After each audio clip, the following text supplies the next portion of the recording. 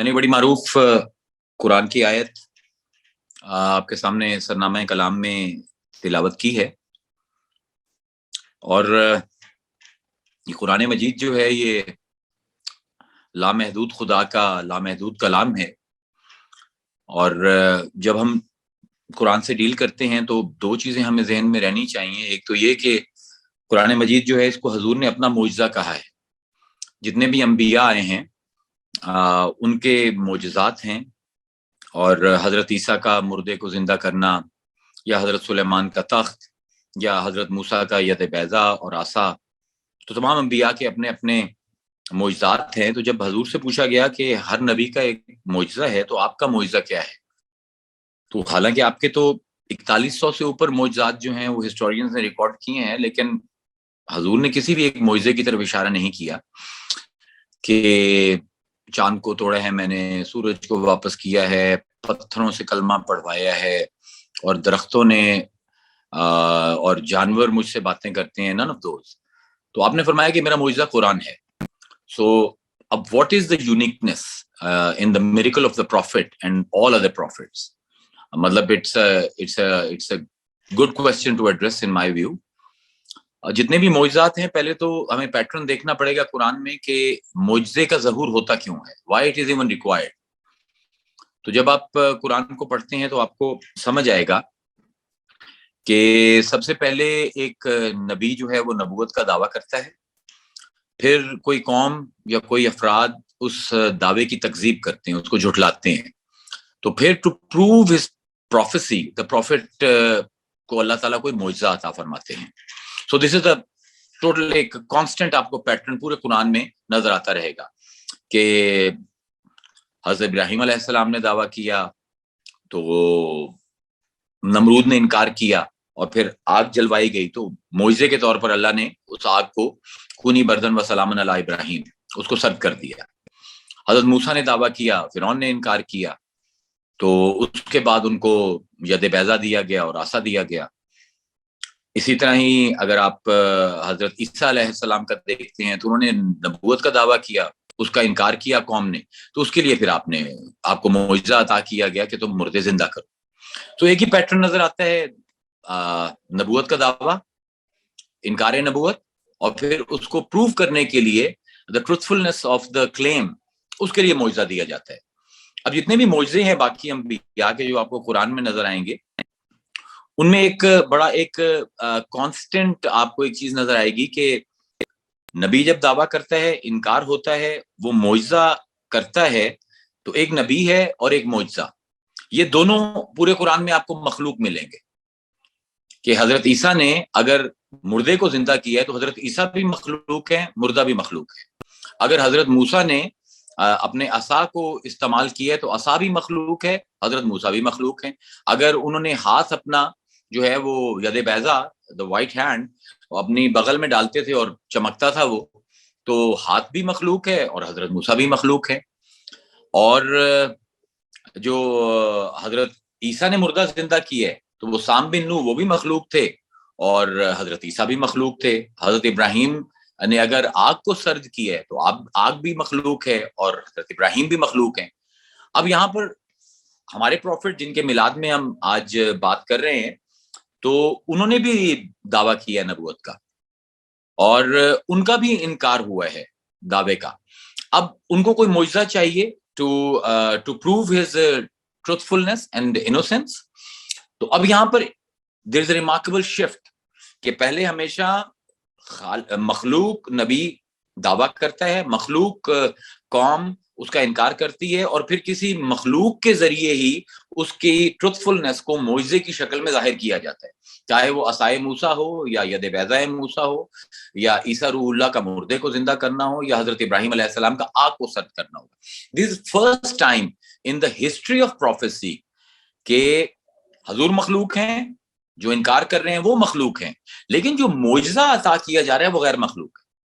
So this is a total difference between all the prophecies and the prophecy of our profit, कि उनको जो बतौर मोजिज़ा चीज अता की गई है वो मखलूक नहीं है। एंड और मेरे ख्याल में किसी भी स्टूडेंट के लिए this is a fascinating area of study even for a thesis, کیونکہ ہماری روایت میں کلام پاک جو ہے وہ پروردگار ائمہ سبا the 7 great of God جن کے بغیر اللہ اللہ نہیں بنتا، جن میں قدرت، حیات، ارادہ، علم، بصارت، سماعت اور کلام آتے ہیں. تو کلام اللہ تعالیٰ کی صفت ہے، اور اللہ کی صفات میں اور ہماری صفات میں یہ فرق ہے کہ my attributes are acquired, I can acquire them. اگر میں نہیں پڑھا لکھا اور میں علم حاصل کروں تو مجھے عالم کہلایا جائے گا. اگر میں گانا نہیں آتا اور میں گانا سیکھ لوں تو گائک کہلایا جاؤں گا. لیکن اللہ کے ایٹریبیوٹس جو ہیں، ہم علم الکلام میں ہم ڈیبیٹس کرتے ہیں کہ یہ زائد بر ذات نہیں ہے. تو اگر زائد بر ذات نہیں ہے تو اس کا مطلب ہے کہ there is no separation between God and his attributes. تو پھر اللہ جس طرح خود غیر مخلوق ہے، اس کے ایٹریبیوٹس بھی غیر مخلوق ہو جائیں گے. اور کلام کیونکہ اس کا اپنا ایٹریبیوٹ ہے تو وہ بھی غیر مخلوق ہوگا. اور جب وہ غیر مخلوق ہوگا، اب حضور کو عطا کیا گیا ہے، تو پھر یہ سمجھ آئے گا کہ ایک مخلوق کو غیر مخلوق معجزہ عطا کیا جا رہا ہے اس کی انوسینس اور اس کی ٹروتھفلنس کو پروو کرنے کے لیے. So this is one separation جو حضور جو ہے قرآن مجید حضور کو sets apart from all other prophets کہ یہ پہلی دفعہ ہوا ہے کہ ایک غیر مخلوق کو مخلوق کے ہاتھ میں دیا گیا ہے. And that is where we have to be mindful in جو میں نے کہا تھا 2 باتیں ہمیں یاد رکھنی چاہیے اس معجزے کے حوالے سے. وہ یہ کہ whenever we are interacting with قرآن ہم ایک غیر مخلوق کے ساتھ انٹریکٹ کر رہے ہیں. تو ہمیں جو ایک خبر پڑ گیا ہے کہ جی I can make people understand what Quran means. Well then you don't understand infinity. Infinity اور غیر مخلوق کا کمال یہ ہے کہ اس کی اتنی مینیفیسٹیشنز ہیں، اس کی اتنی پاسبل ویریشنز ہیں اس کی ایکسپلینیشن کی کہ کوئی بھی عالم یہ کلیم نہیں کر سکتا کہ میں نے قرآن کی کسی بھی آیت کا، کسی بھی لفظ کا، کسی بھی حرف کا حق ادا کر دیا گیا. تو اگر اس ہیوملٹی کے ساتھ ہم قرآن کے ساتھ لگیں گے تو پھر ہمیں اس کا غیر مخلوق ہونا بھی سمجھ آئے گا. ادروائز اٹس جسٹ ورڈ پلے. اب جس طرح پروردگار ہے، اس کی کوئی مثال نہیں ہے دنیا میں. تو اللہ خود فرماتا ہے لیسا کمثلہ شیء، اللہ فرماتا ہے میری مثال پوری کائنات میں کوئی نہیں ہے. So if you want to understand you have to make a departure. مطلب you can not with your limited reasoning. السلام علیکم شاہ صاحب، میں تھوڑا سا درمیان میں ڈسٹرب کرنا چاہ رہا ہوں آپ کو. کیا کہہ رہے ہیں چینج ذرا انٹرنیٹ اگر ممکن ہو سکے تو چینج کر لیں کیونکہ آپ کی ویڈیو ٹھیک نہیں آ رہی. تو اب ایک تو آپ نے ذہن میں یہ رکھنا ہے کہ یہ غیر مخلوق ہے اور ہم بطور مخلوق اس سے انٹریکٹ کر رہے ہیں، تو ہم کبھی بھی اس کے میننگ کو فکس نہیں کر سکتے. اور دوسرا یہ ہے کہ جب بھی ہم قرآن کے حضوری میں آئیں گے تو we have to be mindful کہ یہ کتاب پوری کائنات میں کچھ بھی ایسا نہیں ہے جو اللہ کے ہو بہو ہو.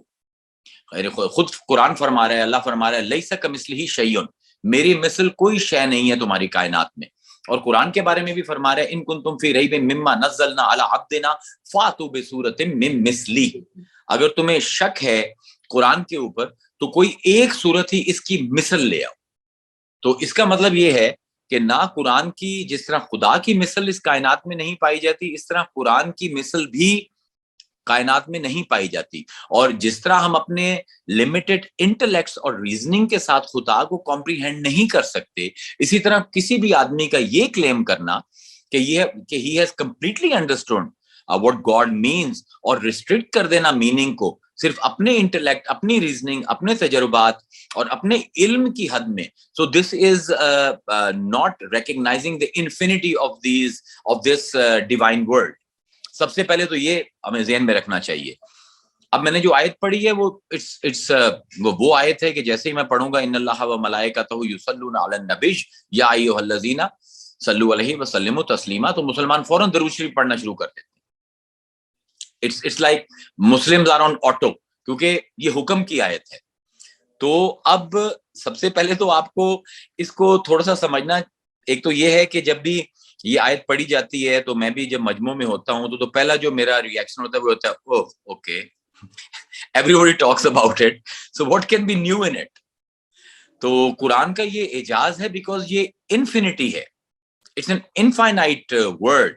تو اگر آپ اس کے ساتھ خلوص کے ساتھ اور اس والہانہ طریقے سے اس قرآن کی آیتوں سے چمٹیں جس طرح ایک بچہ اپنی ماں کو چمٹتا ہے، یا ایک شہد کی مکھی جو ہے پھول کو چمٹتی ہے تو ان کو اپنی غذا مل جاتی ہے.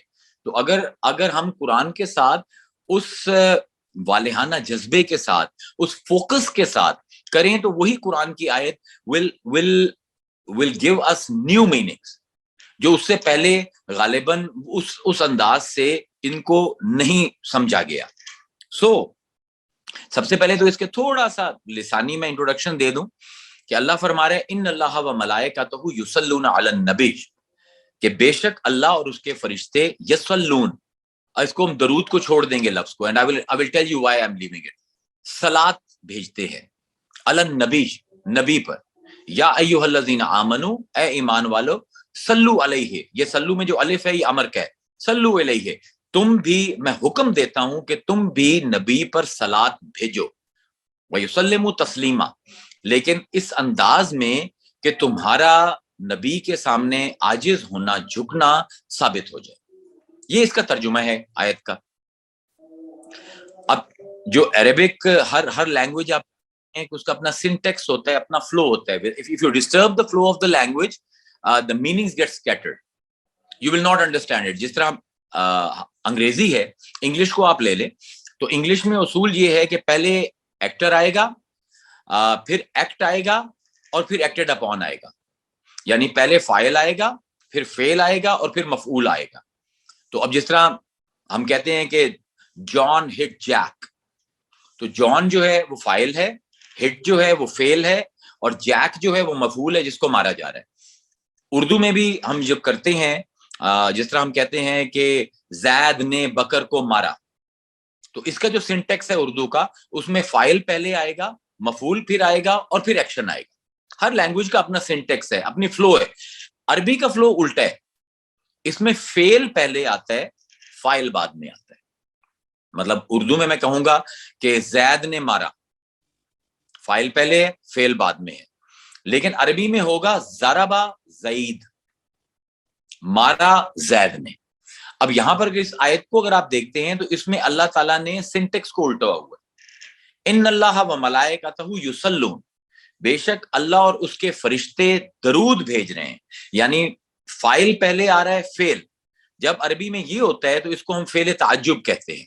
اس میں there will be a sense of you can say amazement کہ اللہ کہہ رہا ہے کہ ان اللہ و ملائکتہ یصلون علی النبی, کہ اللہ ہو کر اور فرشتے ہو کر, یصلون استمرار آئے گا, مسلسل نبی پر صلات بھیج رہے ہیں. یا ایھا الذین آمنوا صلوا علیہ وسلموا تسلیما. بڑے افسوس کی بات ہے کہ تم مسلمان ہو کر پہلو تہی کرو, روگردانی کرو, اور نبی پر صلات بھیجنے میں بخل سے کام. تو سب سے پہلے تو اس کو تھوڑا سا یہ سمجھنا ضروری ہے کہ یہ فعل تعجب کے زمرے میں آئے گا.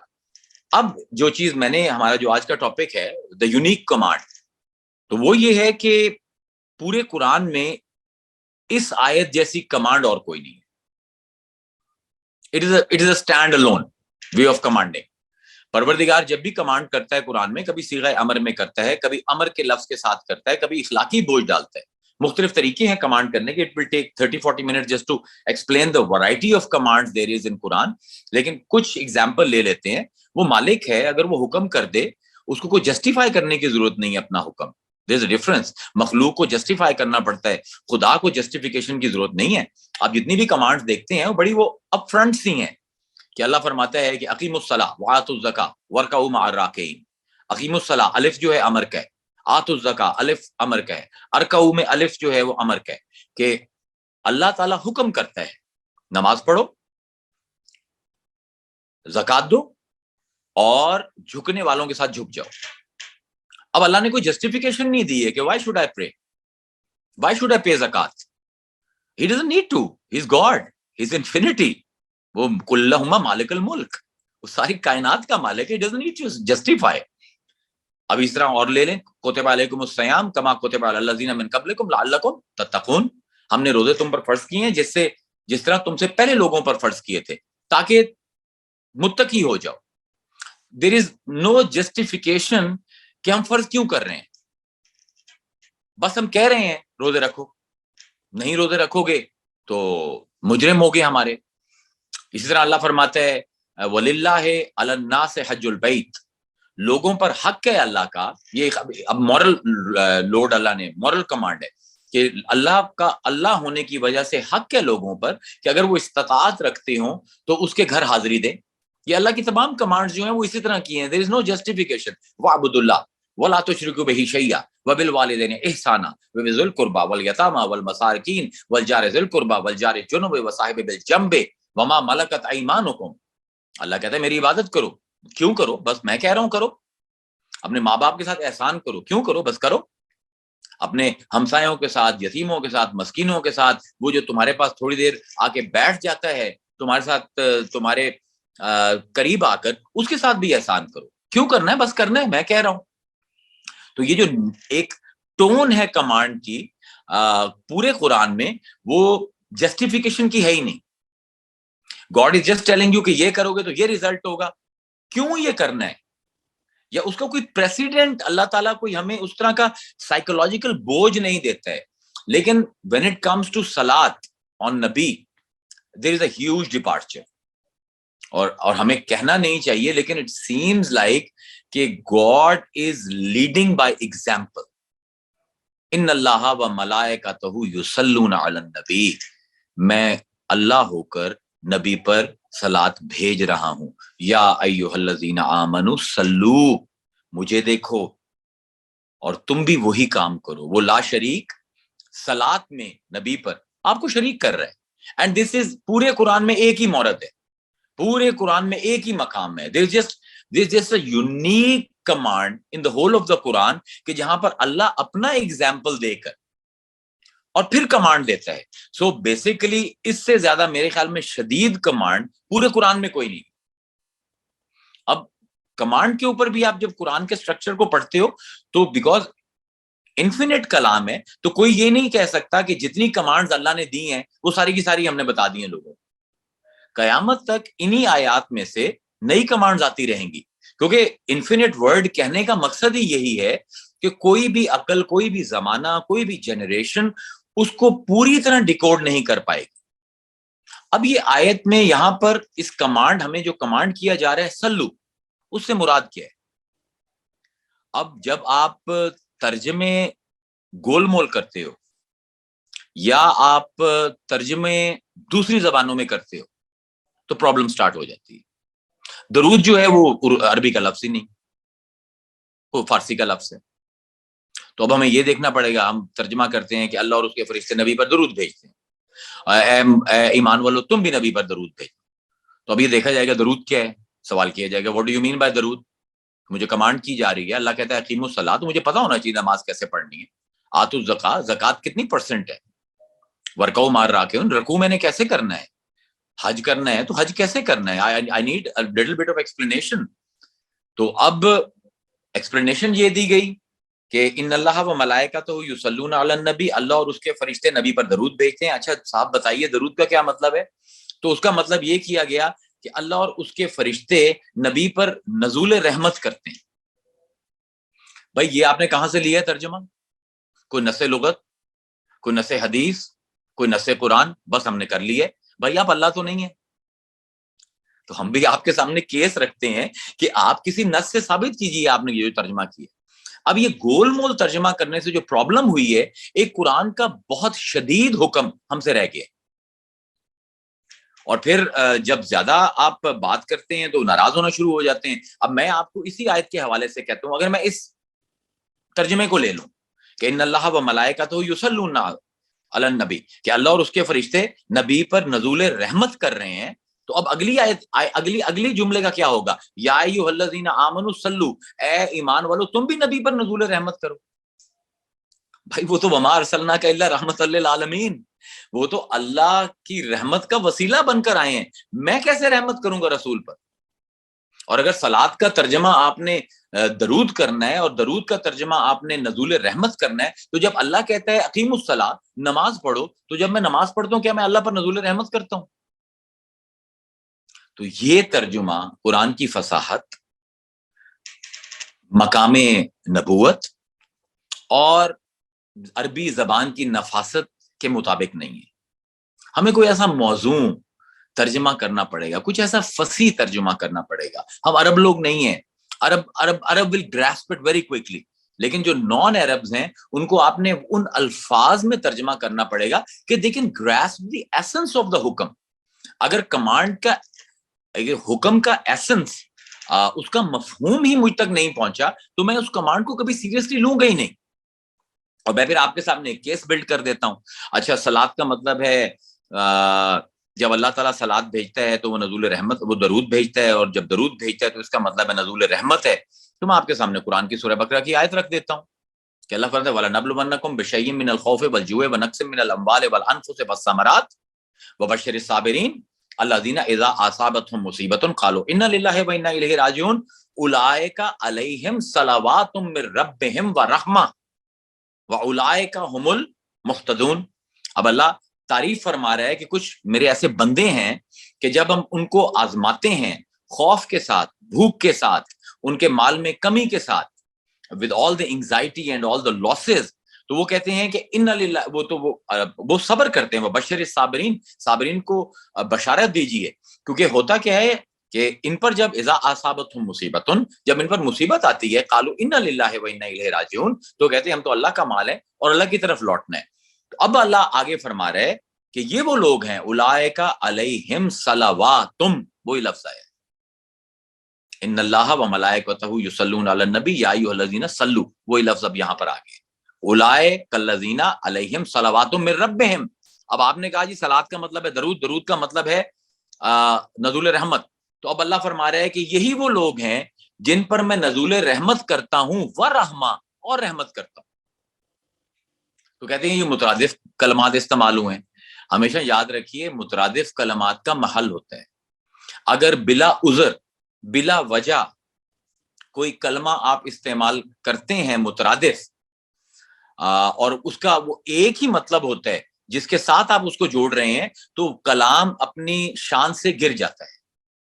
اصول ہے مترادفات کا کہ جب آپ دو مترادف الفاظ بھی استعمال کریں گے تو there has to be a subtle difference in them, otherwise کلام کا حسن گر جائے گا. مثلا ہم عام اپنی زبان میں لفظ استعمال کرتے ہیں آن بان, شان و شوکت, سج دھج, یہ سب کے سب جو ہے مترادفات ہیں. لیکن جو سج ہے وہ دھج سے تھوڑا سا فرق ہے, جو شان ہے وہ شوکت سے تھوڑا سا فرق ہے, جو آن ہے وہ بان سے فرق ہے. ادروائز ایک ہی لفظ کو دوبارہ ریپیٹ کریں گے تو یہ فصاحت کلام سے گری ہوئی حرکت ہے, کب پیدا ہو جائے گا, it will become very ugly. اب اللہ فرما رہا ہے اولئک علیہم صلوات من ربہم, یہی وہ لوگ ہیں جن پر اللہ کی رحمت ہے ورحمہ, اور رحمت ہے. تو آپ کے خیال میں یہ کوئی مناسب ترجمہ ہے؟ Do you think it makes sense? تو آپ کوئی خدا کے واسطے ترجمہ وہ کیجئے which will make logical sense, which will make Quranic sense, and that will make people understand the severity of this command. اب اللہ یہاں پر ان جو 3 آیتیں میں نے پڑھی ہیں سورہ بقرہ کی, ان میں بعض لوگوں کی تعریف کر رہا ہے کہ یار میرے ایسے یہ مومنین ہیں کہ ان پر جب مصیبتیں ٹوٹتی ہیں, اتنے لاس ہوتے ہیں, they go through depression, اس وقت بھی یہ صبر کا دامن ہاتھ سے نہیں چھوڑتے. تو اللہ کہتے ہیں یہی وہ لوگ ہیں جن پر میں صلات کرتا ہوں اور رحمت کرتا ہوں. اب اللہ تعالیٰ جب بھی رحمت کرتا ہے ہماری کائنات میں, وہ کیسے کرتا ہے؟ اللہ کی رحمت زیادہ تر مادی ہے. سانس لینا ہے تو آئی نیڈ آکسیجن, اور وہ مادی درخت بناتے ہیں. بھوک مٹانی ہے تو ویٹ ہے, وہ بھی مادی ہے.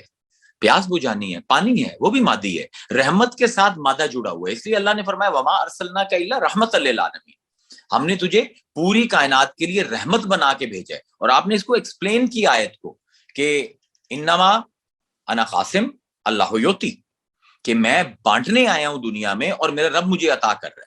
اور یہ مادی طور پر ہی بات کی جا رہی ہے. ہدایت کا چیپٹر علیحدہ ہم کھولیں گے.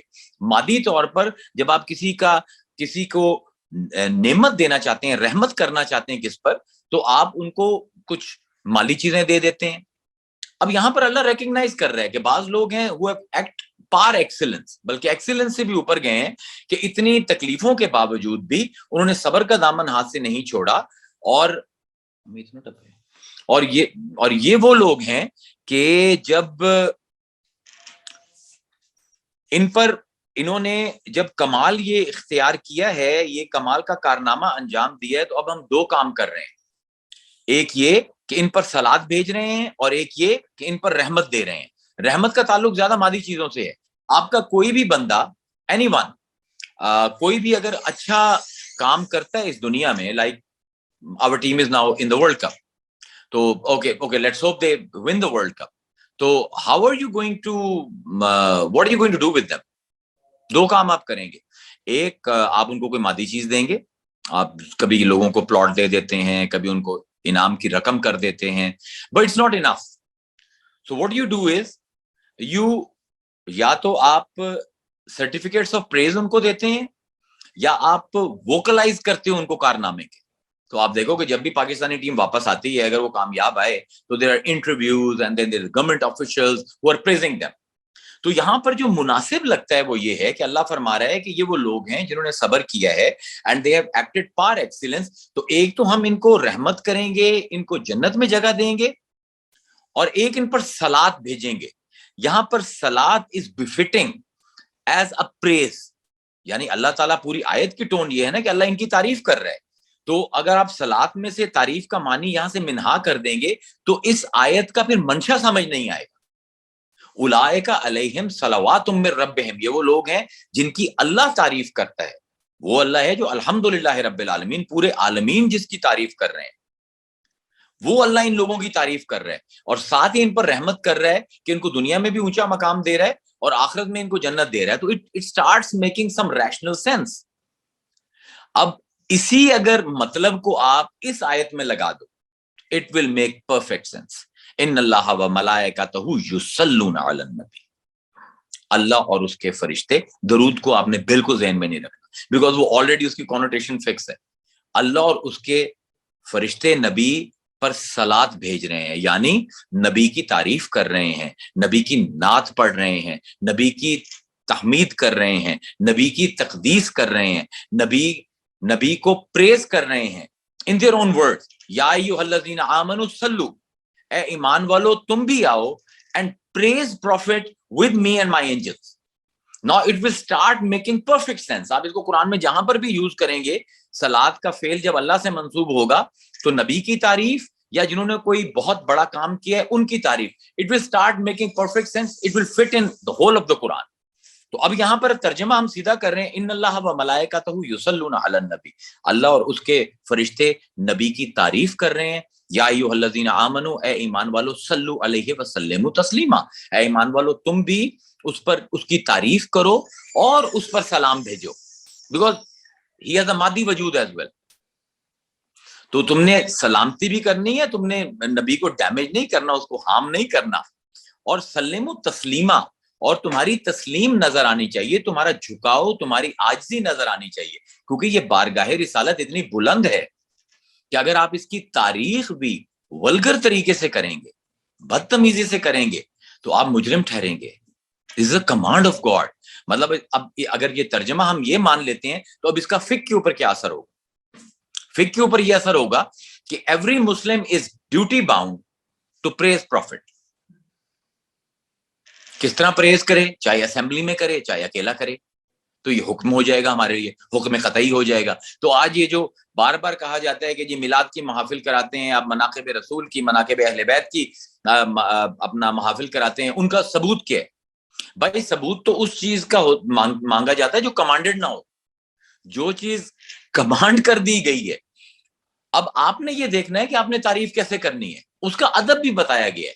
وَيُسَلِّمُ تَسْلِيمًا, آپ نے سلمو تسلیما, آپ تم نے جھکتے ہوئے ادب کے ساتھ اس کی تعریف بھی جب کرنی ہے تو ادب کا دامن تمہارے ہاتھ سے نہیں چھوٹنا چاہیے, کیونکہ قرآن نے سورہ حجرات میں پہلی 3 آیات میں یہی ہمیں سکھایا ہے کہ there is a adab of praising the prophet. عام لوگوں کو آپ پریز کر سکتے ہو جیسے مرضی کرو, پروفٹ کو آپ ویسے پریز بھی نہیں کر سکتے.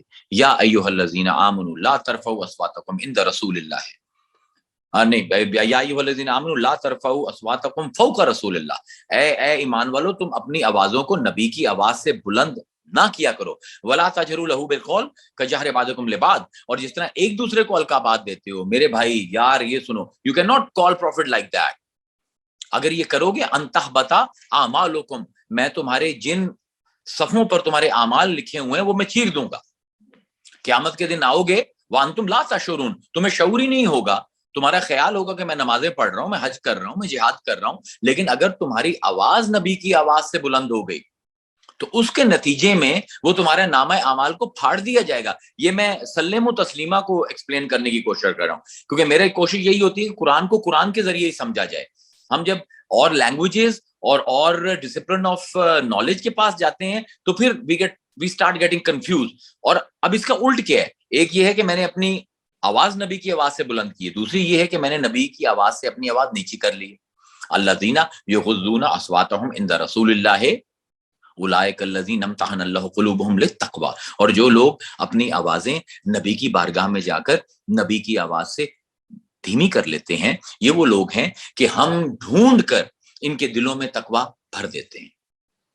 یہ ہے سلم و تسلیمہ، کہ صرف آپ نے تعریف نہیں کرنی لیکن اس کے ساتھ پراپر مینرزم فالو کرنا ہے، بیکاز بہت بڑی بارگاہ ہے. اور تعریف بھی عجیب و غریب. دیکھیں اب یہی آ رہا ہے کہ یا آمنو صلو علیہ، اے ایمان والو تم بھی تعریف کرو، جو ہم نے نئی ٹرانسلیشن کی ہے، اے ایمان والو تم بھی تعریف کرو رسول کی. اب سوال یہ پیدا ہوتا ہے کہ میں تعریف جب کرتا ہوں کسی کی بھی تو I need to have some idea of the excellence and merit، اور اس کے مقام کا تھوڑا بہت مجھے گراسپ ہونی چاہیے جس کی تعریف کر رہا ہوں. تو یہاں پر اللہ تعالیٰ آپ کو اس سے بھی ڈسکنیکٹ کر رہا ہے، کیونکہ آپ کو جب اللہ کہتا ہے یا ایھا الذین آمنوا صلو، اے ایمان والو تم صلاۃ بھیجو، تو آپ کیا کرتے ہیں؟ اللہم صلی علی سیدنا محمد وعلی آل محمد، اللہ میاں تو صلاۃ بھیج. یعنی کہنے کا مطلب یہ ہے کہ it is the height of humility کہ پروفٹ کی کرنی بھی تعریف ہے، اور آپ اپنے آپ کو اس قابل ہی نہیں سمجھتے ہیں. آپ یہ درک کر رہے ہیں، مسلمان یہ بہت سب کانشیسلی پروسیس کرتا ہے، آپ یہ درک کر رہے ہیں، آپ نے یہ مان لیا ہے کہ یہ اتنی بڑی بارگاہ ہے کہ اس کے مقام کو پہچاننا میرے بس میں ہی نہیں ہے. تو اب کیا وہی اللہ کہہ رہا ہے کہ ان اللہ و ملائکتہ یصلون علی النبی، اللہ اور اس کے فرشتے نبی کی تعریف کر رہے ہیں. استخراج کرو، استنباط کرو. قرآن میں جس طرح ہم اپنے حبیب کا تذکرہ کر رہے ہیں، جو تعریفیں کر رہے ہیں، کہیں ہم کہہ رہے ہیں انک لعلی خلق عظیم، کہیں کہ ہم کہہ رہے ہیں وما ارسلناک الا رحمۃ للعالمین، کہیں ہم کہہ رہے ہیں وما ارسلناک الا کافۃ للناس، اور کہیں ہم کہہ رہے ہیں کہ لقد جاءکم من اللہ نور وکتاب مبین، اور کہیں کہہ رہے ہیں یا ایھا النبی انا ارسلناک شاہدا ومبشرا ونذیرا وداعیا الی اللہ باذنہ وسراجا منیرا. تو استخراج کرو، استنباط کرو. think about it. The way I praise my prophet, you are supposed to praise him like me, but I am his Allah. میں اس کو کبھی ڈانٹ بھی سکتا ہوں and I can be loud as well in his prayer. سلموا تسلیما. تمہیں یہ بھی الاؤڈ نہیں ہے. تمہارے اندر پوری سبمیشن ہونی چاہیے، پوری ہیوملٹی ہونی چاہیے. جب تم کیونکہ آج کل میں روز ہی 3-4 میلادوں میں جانتا ہوں، تو ہر جگہ ہاتھ جوڑ کر مقرر حضرات کو بھی، نعت خانوں کو بھی کہتا ہوں کہ یار یہ حکم کی آیت ہے، امر کی آیت ہے، اور شدید ترین حکم ہے. اٹس اے یونیک کمانڈ، اور اس میں اللہ تعالیٰ جو ہے ہمیں کہہ رہا ہے کہ ہم نے سر تسلیم خم کر کے نبی کی تعریف کرنی ہے. تو جب آپ نعت شریف پڑھتے ہو اور جب آپ تقریر کرتے ہو تو خدا کے واسطے اپنی آوازیں جو ہیں وہ ایک ماڈریٹ پچ سے اوپر مت کیا کرو، because you are violating the command of God. ایک تو یہ اللہ کہتا ہے حکیم السلام میں نماز پڑھتا ہوں لیکن اتنی بے توجہ کی، اتنی بے دھیانی کی نماز پڑھتا ہوں کہ کنیکٹ ہی نہیں کر پاتا. تو don't do that to your prophet as well. Try to connect to him through humility. ہمارا سب سے بڑا پرابلم یہ ہے کہ ہم ایکشن کرتے ہیں، کانشیسلی ہم ایکشن کر رہے ہوتے ہیں، لیکن ہمارا سب کانشیس کہیں اور ہوتا ہے، اور ہماری کانشیس فوکس کہیں اور ہوتی ہے، اور ہمارا پری کانشیس کہیں اور ہوتا ہے. So we have to align all of it. Even if we are praying or if we are praising the prophet, تو ہمیں اس ادب کو ہمیشہ ملحوظ خاطر رکھنا ہے کہ ہم نے کبھی بھی اس ادب سے ہاتھ نہیں دھونے. اب یہ تو یو کین سے کہ یہ جی آپ نے یہ ترجمہ کر دیا ہے کہ اللہ اور اس کے فرشتے نبی کی تعریف کرتے ہیں، نبی کی ثنا کرتے ہیں، نبی کی تقدیس کرتے ہیں، نبی کی تحمید کرتے ہیں، نبی کی تمجید کرتے ہیں. اس کی نص کیا ہے؟ ایک تو میں نے قرآن سے نص دی ہے سورہ بقرہ کی 3 آیات سے، اس کی سب سے بڑی جو نس ہوتی ہے کسی بھی زبان پہ وہ نس لغت ہوتی ہے, the proof from a dictionary. تو let's see what the dictionary says. عربی کی سب سے پہلی لغت, سب سے پہلی ڈکشنری خلیل ابن احمد فراہیدی کی ہے, and it's called کتاب العین. یہ جو عین, کوئی عین, یہ 9ویں صدی کے عالم تھے, and he came up with the first collection of Arabic لغت, اور اس کا انہوں نے نام رکھا کتاب العین.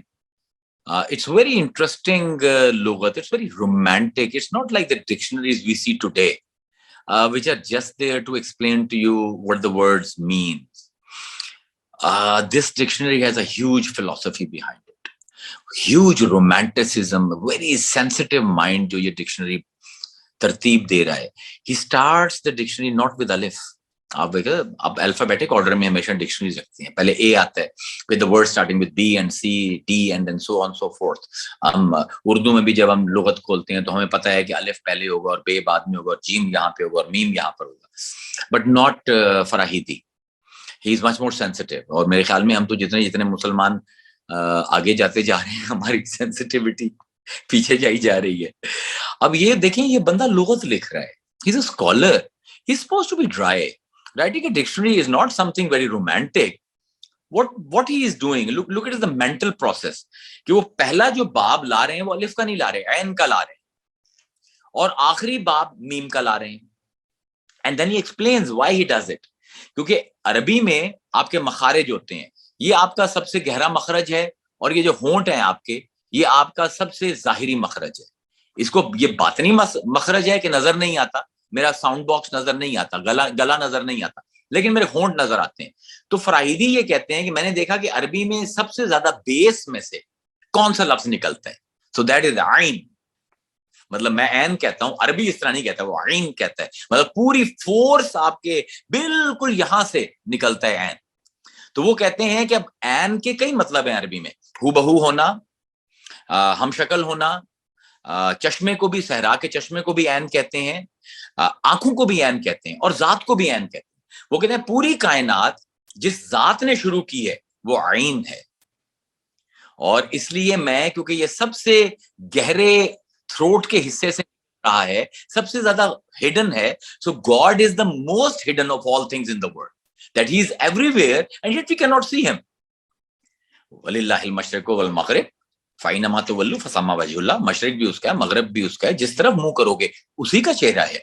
تو اگر آپ فراہیدی کہتے ہیں کہ because he is everywhere but can not be seen, تو اور عین وہ حرف ہے جو سب سے زیادہ حلق کے چھپے ہوئے حصے سے نکلتا ہے. تو آئی ول اسٹارٹ دس بک, مطلب آپ دیکھیں وہ ٹونز کے اوپر چل رہا ہے بندہ, مخارج کے اوپر چل رہا ہے کہ جہاں سے اگر گہرا نکلتا ہے, عین سے زیادہ گہرا کوئی لفظ نہیں عربی میں, تو وہ عین کو پہلے چیپٹر میں لا رہا ہے. اور وہ کہتے ہیں سب سے ہلکا لفظ عربی میں میم ہے.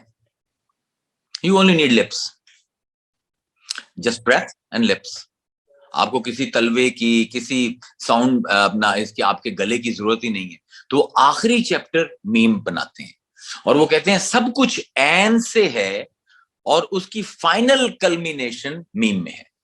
So he has, مطلب he is a kind of, اگر آپ نے کبھی کہنا ہو کہ کسی صوفی مزاج آدمی نے لغت لکھی ہے, تو ابراہیم ابن Ahmad فراہیدی definitely qualify as someone who is very romantic, at the same time extremely good with his scholarly work. اب وہ یہ فراہیدی جنہوں نے یہ ڈکشنری لکھی ہے کتاب العین, اس میں یہ لکھتے ہیں کہ صلات کا فعل جب اللہ سے منسوب کیا جائے اور بعد میں ذکر حضور کا ہے, تو اس کا مطلب ہے یہ وہ تعریف ہے, یہ وہ ثنا ہے, یہ وہ نعت ہے جو اللہ اپنے رسول کی کرتا ہے. تو یہ سند ہے, یہ نس ہے لغت کی. اور پہلے میں نے آپ کو نس قرآنی مفہوم کے اعتبار سے بیان کی ہے. I am really sorry, I'm a bit haggard because میں ابھی 2 جلسے کر کے آ رہا ہوں شور کوٹ سے, and I reached here just 15 days 15 minutes پہلے, اور میں نے ابھی نہا کے, and I'm just sitting, I don't even know whether I'm in my car or sitting in my room or talking to you or talking to somebody else. So if it delivery is bit patchy, I think you get what I'm saying, کہ ہم قرآن کو اس کی اصطلاحات سے جدا نہ کریں. سب سے پہلے تو آپ نے ایک اصطلاح کو جس طرح سمجھا ہے, جو مفہوم دیا ہے, معنی دیا ہے, وہ آپ کا ہے. I've got no issue with it. لیکن وہ مفہوم ایسا ہونا چاہیے کہ اس کا اطلاق باقی کی آیتوں میں بھی ہونا. ایک آیت میں ایک مفہوم ہو, دوسری میں دوسرا ہو, تیسری میں دوسرا ہو, تو it will be all over the place. تو ایک ایسا موضوع, ایک وسط کا معنی ہونا چاہیے جو قرآن کی, جہاں جہاں قرآن اللہ کے ساتھ منسوب کرتا ہے لفظ صلاۃ کو, اس کا جب فائل بنتا ہے تو اس کا کوئی ریشنل اور اس کا کوئی اسپرچل مطلب انٹیلیجنس والا مطلب ہونا جو اپلائی کیا جا سکے آیتوں پر. تو میرے خیال میں یہ ایک انتہائی موزوں طریقہ ہے قرآن کی ان الفاظ کو سمجھنے کا, اور اس پر تو نص لغت بھی آ گئی ہے, اور سب سے پہلے جو لغت نگار ہیں ان کی ہے. تو I don't think I will be a heretic if I have done that, کیونکہ اس پہ نص لغت موجود ہے, نص قرآن موجود ہے.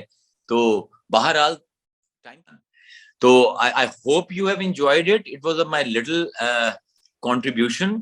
اور کیونکہ یہ مجھے موضوع تیمور بھائی نے دیا تھا, ایکچولی میرا ایک موضوع میں نے آج ہی بلکہ کیا ہے, the pregnancy, the delivery and prophecy and میلاد. تو that was a very unique topic. It's a brand new. تو لیکن تیمور بھائی نے کہا کہ تم نے یہی کرنا ہے, اس کے اوپر درود شریف کے اوپر. تو میں نے درود شریف پر نہیں کیا, میں نے صلاۃ شریف کے اوپر کیا ہے.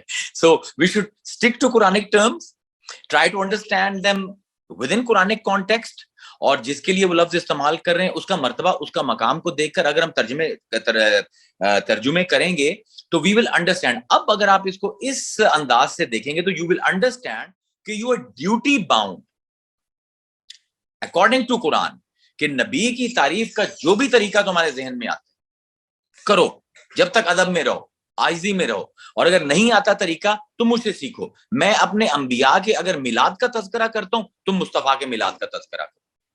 اگر میں انبیاء کی جو نبی کی والدہ کا 3 جگہ تذکرہ کر رہا ہوں, تم بھی نبی کی والدہ کا تذکرہ کرو.